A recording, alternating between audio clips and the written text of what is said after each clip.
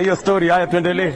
Labda ningeuliza sababu mahali tulikuwa tunataka kuingia kidogo, umeguza wa Munyoro. Sema na wa Munyoro, hiyo ndio mambo ambayo sasa tunataka kuuliza. Hapo sasa ndo umeguza mlima. Wakati ulikuwa hapa na watu walikupenda sana, ulimchagua Bwana Rigathi Gachagua, akawa naibu wako, mkaingia katika uongozi. Sasa wakati tukiendelea na kazi, tukaona sijui ni jambo lipi ambalo lilikupa msukumo ama ni lipi lililosababisha akang'atuliwa kutoka kwa kiti cha unaibu wa rais.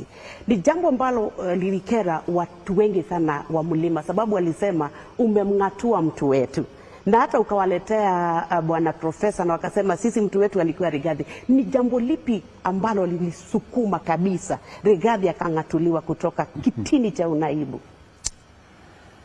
Hiyo ni swali ambayo itajibiwa na watu wengi, kwa sababu wenye kumtoa Rigathi ofisini, mimi hakuna mahali nimeweka sahihi atolewe.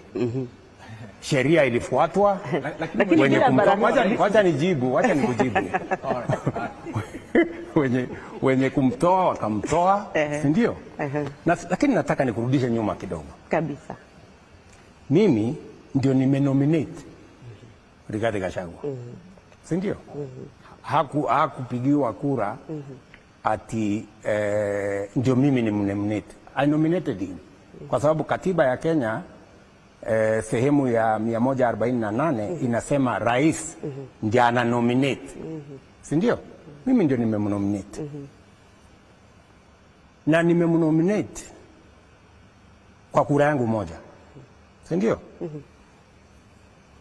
Na mimi nataka nikueleze, hata wakati mimi nimemnominate Bwana Gachagua, niliuliza, kwa sababu nilikuwa na wabunge wengi, viongozi wa kutoka mlimani, tuliketi chini na wao, nikawaambia jameni, mimi nimefanya kazi na Mheshimiwa Uhuru Kenyatta miaka 10, nimefanya kazi kabla ya hiyo, nimekuwa rafiki ya watu wa mlimani na wameniamini, wanataka kunipatia kura zao.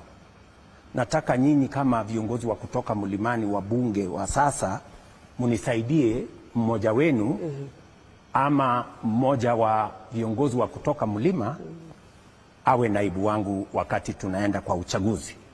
Nasikia Nyokabi? Nasikia. So nikawaachia nafasi, nikamwambia haya, munipatie mtu. Wakazungumza pale kwa ofisi yangu Karen pale nikiwa naibu wa rais, karibu mpaka saa 10 toka asubuhi. Mwisho wakaniambia tumeshindwa. So tufanye namna gani? Nikamwambia hapana, hamwezi kushindwa. Wakaniambia kwa sababu tumeshindwa tunaweza kupiga kura. Nikamwambia pigeni kura. Wakapiga kura. Nasikia? Si unataka ukweli? Kabisa. Ikapigwa kura. Huyo Profesa Kindiki akapata kura 27. Ule rafiki yangu Rigathi akapata kura 5. Unasikia? Sasa wakati hawa viongozi wameniletea majibu, nikawaambia wacha nifikirie kama vile tutakavyoenda. Mwisho nikawapaswed, nikawaambia sikizeni, mimi nalaumiwa mlimani kwamba mimi nimeshikana na viongozi wachanga, viongozi vijana, sijui Ndindi Nyoro, sijui Kimani Ichung'wah, sijui nani, hawa vijana wadogo wadogo, na hata huyo profesa ako katika kiwango hiyo. Nikamwambia ili tusionekane kwa watu wa mlima, pengine nimechukua vijana, wacha nichukue huyu mzee karibu wa rika yangu, pengine mzee kidogo kuniliko, shingo upande. Wakaniambia wewe ndio kuamua. Sawa, mimi nikaamua, tukaenda pamoja na ndugu yangu Rigathi. Hiyo ilikuwa ni miezi 3 kabla ya uchaguzi, si ndivyo? Baada ya uchaguzi si tukaanza kazi. Mambo matatu yalitokea. Ya kwanza, shida, kesi kila siku kwa kesi. Itumbi amesema sijui ameandika nini, Sasa tukafanya kesi, kaita Itumbi. Deputy President ameketi hapo, mimi hapa. Wewe Deputy President anasema umefanya. Haya, tunamaliza kesi.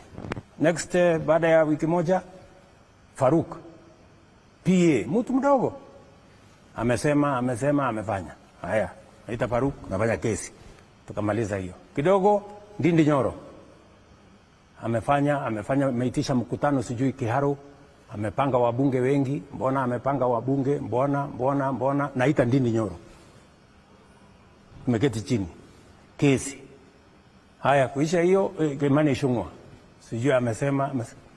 Sasa mpaka nikamuuliza, ndugu yangu, wewe ni naibu wa rais wa Kenya, bloga huyu Dennis Itumbi, bloga, unasumbuana na yeye nini? PA ya ofisi, mtu kidogo. Hawa vijana, sijui Ndindi Nyoro, sijui Kimani Ichung'wah, sijui nani, sijui mama mwingine, sijui anaitwa wa kutoka hapa, ati alikuja, sijui anamwambia wewe unazungusha marinda, sijui. Nikamwambia hivi tena kidogo ni nini? Just wait. Umeniuliza swali kabisa. So nikamwambia, tafadhali tufanye kazi ya Wakenya, tuache hii makesi kidogo. Ndio hiyo, yeye ameanza vita na wabunge. Hawa wabunge wenye kumuondoa bunge, vita na wabunge. Nyinyi wabunge, kabla ya Disemba msiponipigia magoti mtaenda nyumbani. Wabunge ndio hawa. Wabunge ni wanasiasa. Sasa wabunge wakasema Disemba tutaenda nyumbani tusipokupigia magoti. Okay. Kabla Disemba na sisi tutakushughulikia. Nasikia? Vita mwenyewe ameanzisha na wabunge. Ya tatu. Naibu wa rais kazi yake kubwa ni kumsaidia rais. Mimi nikiwa naibu wa rais wa Uhuru Kenyatta, you people in the media, you are witnesses. Mtu mwenye kwenda TV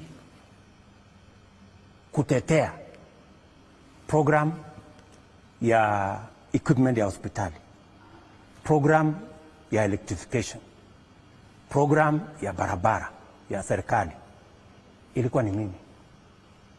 I went to more TV stations many more times than even the president himself, kwa sababu ni kazi ya naibu wa rais kuprofile kazi ya serikali. Na wauliza nyinyi,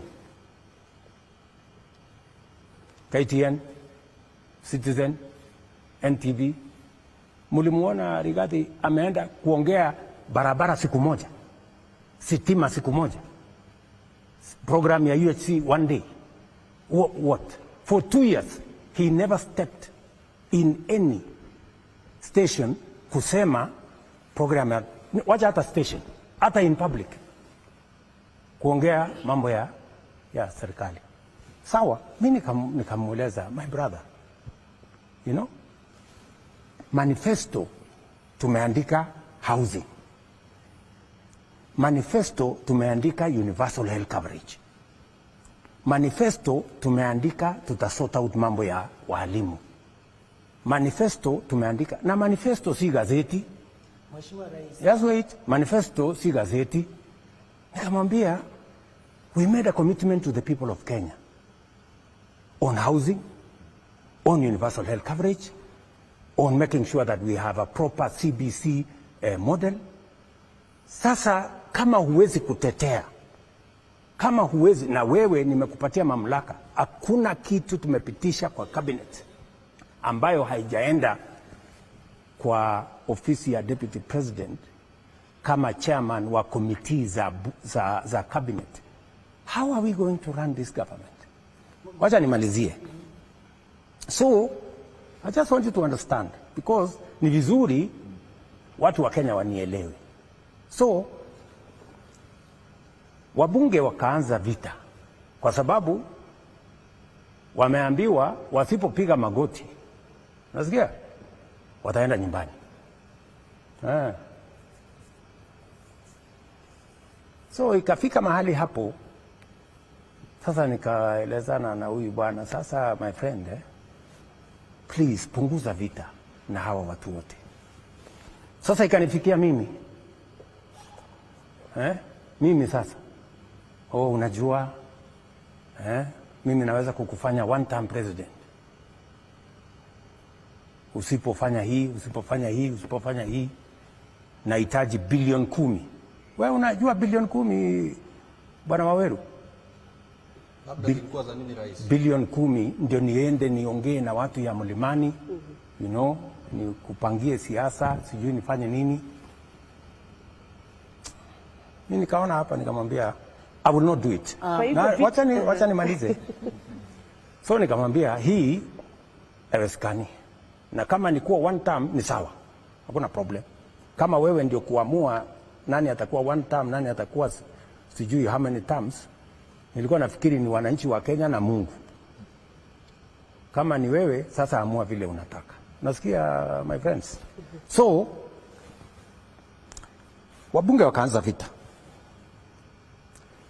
and hata wabunge marafiki wa Rigathi watakuambia mara mbili niliita wabunge, nikamwambia sikizeni, hatukuchaguliwa kuja kupigana, tulichaguliwa kuja kufanyia Wakenya kazi. Wachana na mambo ya impeachment.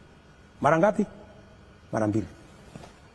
Mara ya tatu nilikuwa nimeenda UN, nikaitisha mkutano kwa sababu nilikuwa nimeona wameanza tena maneno ya impeachment. Nikaitisha mkutano, nikawaambia wabunge kujeni tufanye mkutano. Wabunge wakakataa kuja mkutano, wakasema wewe umetuzoea, ulitukataza mara ya kwanza, ukatukataza mara ya pili, sasa utaamua. Either tutaendelea na tukuulizi, atuulizi kura yako, kura yako haihitajiki bunge, sisi tutafanya vile tunavyojua tutafanya, hiyo ingine wachana na sisi. They never came for the meeting. My friends, I tried.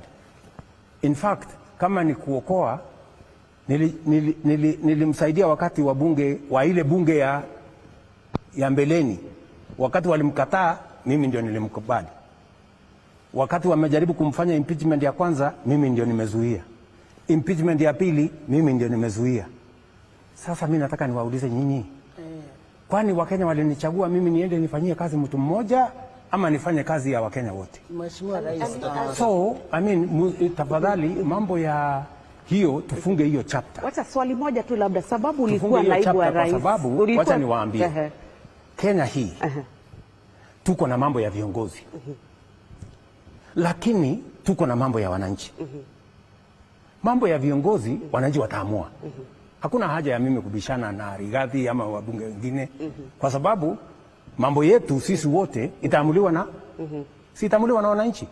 So sisi wote tujipange, you know, ile imefanyika unfortunately. Lakini sasa nyinyi kama wananchi wa Kenya ndio baadaye wataamua huyu William Ruto tulimpatia kazi, amefanya hajafanya. Kama amefanya watajua vile ya kufanya, kama hajafanya they know what to do. Mambo ni rahisi hivyo, lakini tuzishinde tukipishana mambo ya viongozi. Kama tunaongea mambo ya viongozi miaka nenda miaka rudi, this press conference, that press conference, maneno ya wananchi tutaongea lini? Wakenya wenyewe mimi nimekuja Mount Kenya kuongea mambo ya wananchi. Mambo ya viongozi wananchi watatuamua. Mheshimiwa, hata hivyo labda kuna maswali ambayo tunaweza kuwa nayo ambayo itasaidia pia kuweka uwazi mambo yalivyofanyika, na utaniruhusu kwamba nirejelee lile jambo ambalo umesema vile ambavyo mambo yalienda pale Karen wakati ambapo ulikuwa na wakati ambapo Rigathi tumeshapita my brother. Mheshimiwa Rais, naomba tu nikuulize, tuko na masaa dakika moja tu na hatuwezi kushinda tukiongea mambo ya viongozi. Naomba tu Mheshimiwa